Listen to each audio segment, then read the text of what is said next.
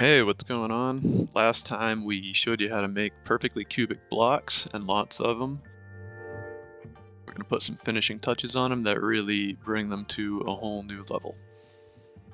So first we're going to go over to pixabay.com, get some images for our laser engraver. We like to look for SVGs or vector images because those tend to be the quicker engraves. Line files tend to go really quick. Here's my first attempt at an elephant that I grabbed off the site. It looks a little evil, but otherwise came out pretty well. Here's the laser engraver working. We're getting a new one, so definitely stay tuned for that. You're going to want to see it. So here we got this turtle or tortoise being finished. Pretty cool. We'll show you a couple more engraves, and then we'll show you how we finish these in a nice food-safe way. Safe for kids, you know.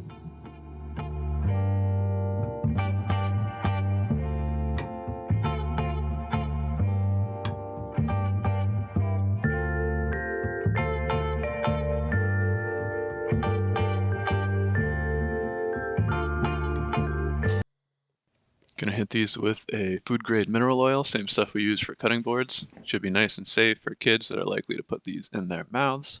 So I'm going a little easy with it because I don't have a ton of it left in my bottle.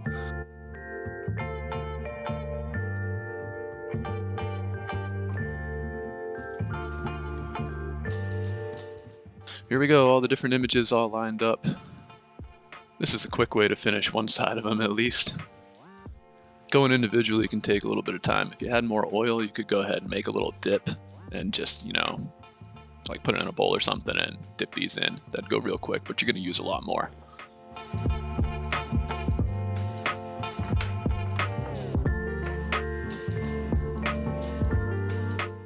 Alright, just taking some time to finish these up, and then we will have a look at the finished product.